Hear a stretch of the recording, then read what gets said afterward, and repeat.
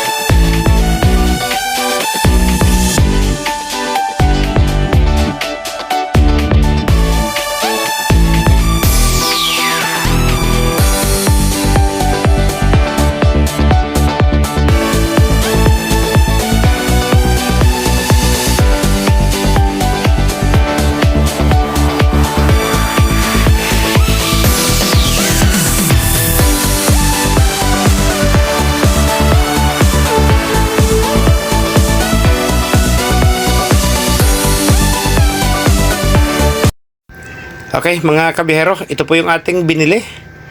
Medyo mas malaki po kaysa dun sa dati, pero sana kasya po yung kanyang tread. So ang trabaho po niya sa motorsiklo, dyan po siya ay binibleed yung brake fluid para kung sakali pong sa kahabaan ng biyahe ay biglang naglock yung preno, dyan lang po yan pasisingawin. So ang dahilan kaya po natin yung pinalitan, dapat po siya ay size 8 nung tools, kaso dahil po siya ay napakatagal na ay hindi na po siya halos mapihit. At kung gagamitan naman po ng vice grip, masyado pong gipit yung pisto, kung kaya't naobliga po tayong umorder ng dalawang bago dahil malayo-layo po yung ating babiyahihin, almost 600 kilometers. Magsisiguro po tayo na kung makakaramdam po tayo na naninikip yung preno, naninikit o kusang nakapreno yung gulong, madali po natin siyang may bibleed o pasisingawin po natin yung fluid mga kabiyahero.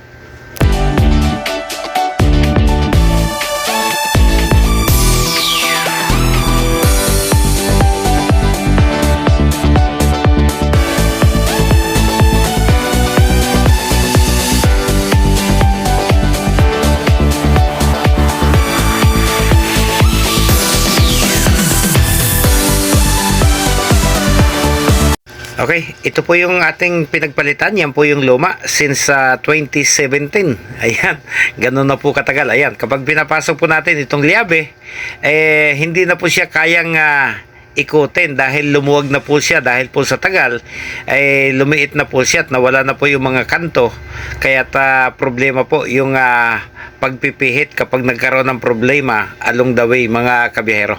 So nagsisiguro lang po tayo.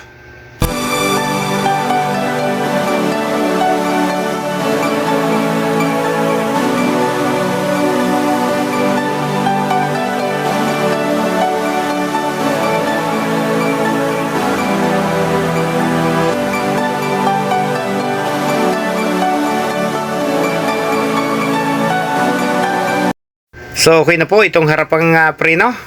Yun naman pong likod yung ating gagawin mga kabiyahero. Harapan at likuran po yung ating papalitan.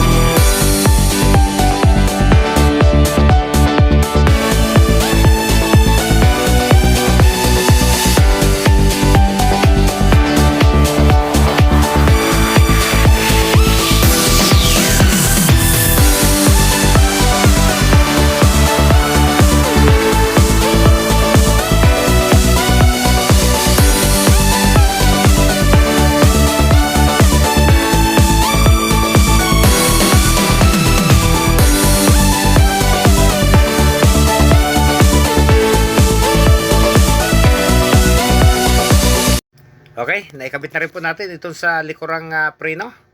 Buksan po natin yung kanyang brake fluid dahil tumagas po siya. I-check po natin kung dapat na bang dagdagan mga kabiyahero.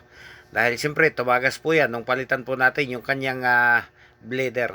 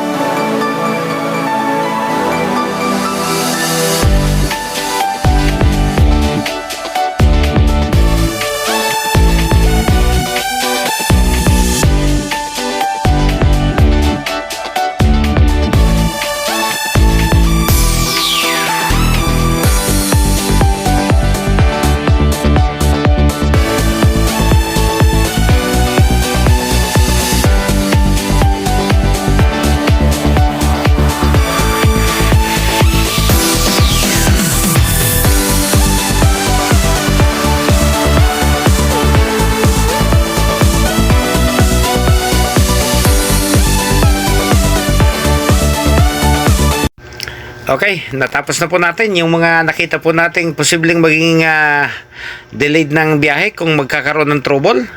Naikabit na po natin yung ating dapat na ikabit. So pansamantala, muli magpapasalamat po ako sa inyo. At siyempre, sana samahan niyo po kami ng kaunting dasal sa aming gagawing biyahe sa darating na araw mga kabiyahero.